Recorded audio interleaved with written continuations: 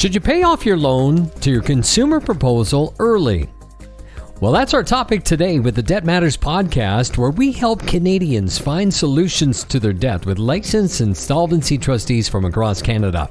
I'm Wayne Kay, and we're going to talk about that. Should you pay off your consumer proposal early? What is the danger of getting a loan to do so? Now, when should you start to pay down that loan a little more aggressively? And who should you talk to when it comes to making the decision? And how do you go off paying it early if you want to pay off your consumer proposal? To help us out with this topic, my guest today, Derek Chase from Chase & Associates, licensed insolvency trustee serving Vancouver Island, Sunshine Coast, and the North Coast of BC. Hi there, Derek. Hi, Wayne. How are you doing today? I am doing great. How are you doing? I'm fantastic. Can't wait to talk about today's topic. Well, this is very interesting. We're going to talk about the consumer proposal. Before we get into whether or not you should pay it off, let's talk about what it is for somebody who's hearing about it for the very first time.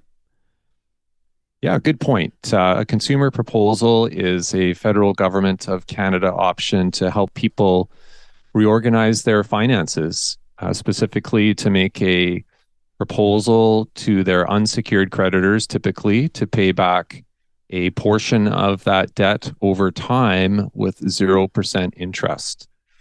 So it's a great way to consolidate unsecured debt. And in fact, it's the most popular way to consolidate unsecured debt in Canada. I was just looking at some statistics the other day, and for insolvency filings across Canada, over 75% are consumer proposals, and bankruptcies are in the minority. So it's become a very popular way for people to reorganize their finances. Right. And does it work out better for the person who's, looking for this repayment? Do they get more than they would in a bankruptcy? They do. That's why they agree to it, is that the consumer proposal offers the creditor just a little bit better recovery than what they might otherwise get in a bankruptcy. And that's why they agree to it. So it's a win-win, and it ends up being quite a smooth, painless process, because all the individual has to do, or the couple has to do, is make a monthly payment, much like a regular bank loan. But the payment is designed to fit their budget, so that there's room in the monthly budget, there's room in the month to live life and not be pushed up against the edge of your finances every month. Okay, so that's good to know, because a lot of people, they get into this financial situation, so they're in a major debt. All of a sudden, they come to you, you figure out the best way to move forward is with that consumer proposal, but they don't have to pay the entire amount of the debt back. They come up with a certain number that works for everybody, and then they pay that back. And you said that's interest-free? That's correct. Wow. Yeah, and it's over quite a long time, too. It can be the longest that a person can take to finish a consumer proposal is 60 months, which is 5 years. And, that's a fair long time. And most consumer proposals that we see do call for payments over that 60-month period. And that's simply to drive the monthly payment to be as low as possible. Okay. Ultimately, you want to have that flexibility within your budget. So if you make the proposal over 60 months, then the simple math behind that creates a lower monthly payment than if you were going to offer the same amount over 36 months or 24 months. So what happens to your credit rating during this time? Your credit rating is touched by a consumer proposal. There's no doubt about it. It's not hit as harshly as a bankruptcy filing, which I suppose that's another reason that consumer proposals have become popular. But it does touch your credit rating.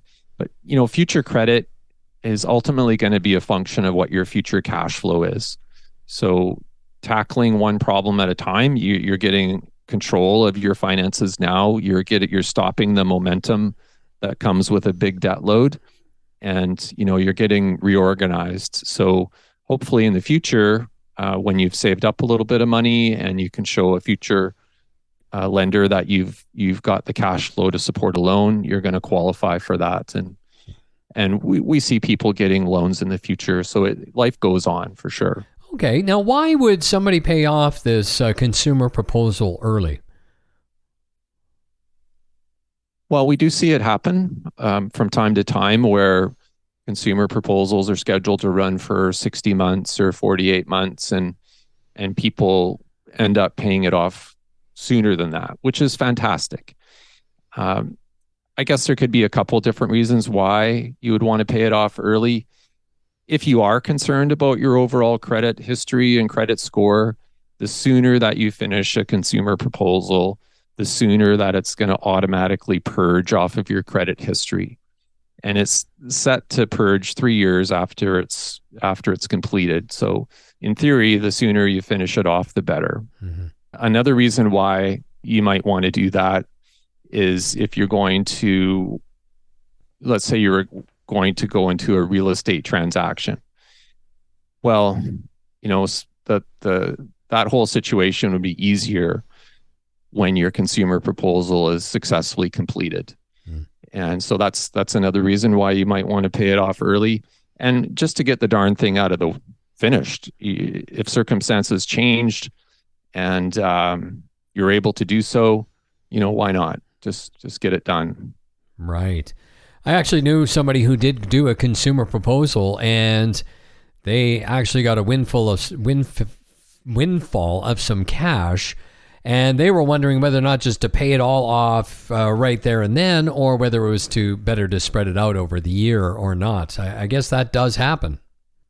It does. I mean, everyone's situation is a little bit different. And, maybe that person wants to put part of the windfall against the consumer proposal and just keep some of it in the bank to have money in the bank. So it depends on your situation, what sort of dollar amount you're talking about, how close you are to the finish. There's all sorts of factors that go into deciding that, but it's definitely available to be paid off in full at any time. Do you ever run into people who start getting antsy about having this and decide maybe they want to get a loan to pay it off early? No, we don't run across that so much. We do know that some people are offered loans to pay off their consumer proposal early, and you have to be careful in that setting because the consumer proposal itself has a 0% interest. So I wouldn't be rushing into getting a loan that probably has a fairly hefty interest rate to use that money to pay off your consumer proposal. That doesn't make a lot of sense to me. No. So I think if you were going to get a loan, you really have to watch that interest rate. And if it's too high, then just don't do it. Yeah, you can't beat 0%. No, it's a pretty sweet deal. Yeah, exactly. Is there a point, though, where people should maybe start paying it down a little more aggressively? Yeah, that comes up quite often, and especially when we say, well, we're going to run this consumer proposal offer out over 60 months. So, your payment's only going to be $200 a month and, or some relatively modest amount. And people get quite excited about that because they're used to paying much more on their monthly payments before the consumer proposal started. So then they say, well, can I pay more than that? And they really want to get going on this consumer proposal. And our advice is typically just to let the dust settle and let's get the proposal accepted by the creditors, because there is a voting process where the creditors have a chance to vote in favor or against the consumer proposal.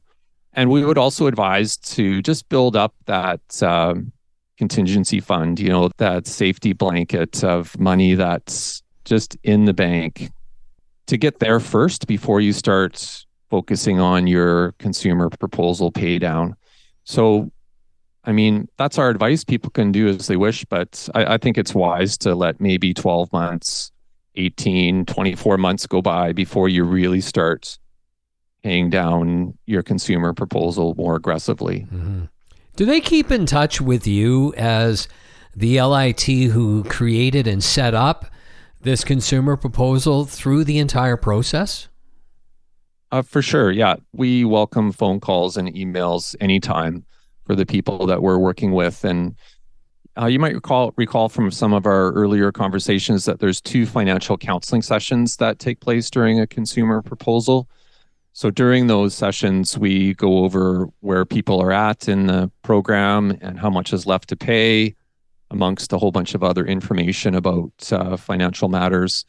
And there's a discussion about whether to leave the payment the same, increase the monthly payment, whether they want to make a bulk payment on the consumer proposal, maybe from a tax refund they've received, or maybe they've got some help from a family member. So it's good to make that decision in consultation with the LIT and get some input there because it does happen. It's not uncommon for a consumer proposal to be paid off early, or there's also nothing wrong with letting it run its full course. So it's good to discuss the pros and cons that are specific to a person's situation. Right. And if they do want to pay it off early, how does that work? They just contact you? Yep. Sometimes people will send us e-transfers. Sometimes they'll just walk in with a check. Other times, if it's more paying it off early in the sense that they're increasing their monthly payment by a certain amount, then we adjust the pre-authorized debit to take a little bit more out each month. But yeah, in consultation with our office, and either e-transfer, check, or change to the pre-authorized debit amount is the most typical way. And we still take cash, Wayne, believe it or not. Yeah. Okay. I would imagine that somebody who is in this situation, when they get to that point where there's all this debt over their shoulders, over their heads, and it's so difficult, and then they come to you and they decide, okay, we can actually do this consumer proposal, and you figure out that number, and they still have money left. They've got to feel free, because as you were talking, I would think it would be wonderful to be paying down that consumer proposal, but also building up that emergency fund and putting money into the bank so that when the 5 years comes up, they paid for that and they still have a lot of cash in the bank. Yeah, that's the perfect situation. And, you want to have at least, I think, 2 months of living expenses in the bank. And so if you can both deal with your debt and work on building up that emergency fund, that's just, 10 out of 10. That's a great spot to be. Absolutely. You'd feel better than a lot of people in the country when we're seeing what's happening with debt levels these days. I think that's just so powerful for them to follow your advice and just kind of ride it out. Just keep putting a couple of dollars away here and there. Mm-hmm. Yeah, it doesn't have to be a huge amount. I mean, once you've got control of your debt, then you just want that slow, steady process to building up the emergency savings, and hopefully further down the line into making some long-term savings as well. So it's so much about momentum, and consumer proposals have been excellent for breaking the negative momentum of debt. Yeah. Well, I think that's just so encouraging. As you said, 75% now in the country doing the consumer proposals, as opposed to 25% for bankruptcy. That's very telling. Anything else we need to know on this whole paying off consumer proposals early? It is available. It's a good choice for some people, but not for others. So I think it's important to have some good communication with the licensed insolvency trustee involved, and you'll come to the right decision. Terrific. Derek, thank you. It's always a pleasure having you on the show. It's been my pleasure, Wayne. Thanks very much. My guest today, Derek Chase. Learn more or schedule that free consultation with Chase & Associates licensed insolvency trustees by going to bankruptcytrusteebc.ca. bankruptcytrusteebc.ca. That's it for today's Debt Matters podcast. Make sure you subscribe wherever you get your favorite podcast from. And of course, for more information, you can always check out debtmatters.ca. Thanks for listening.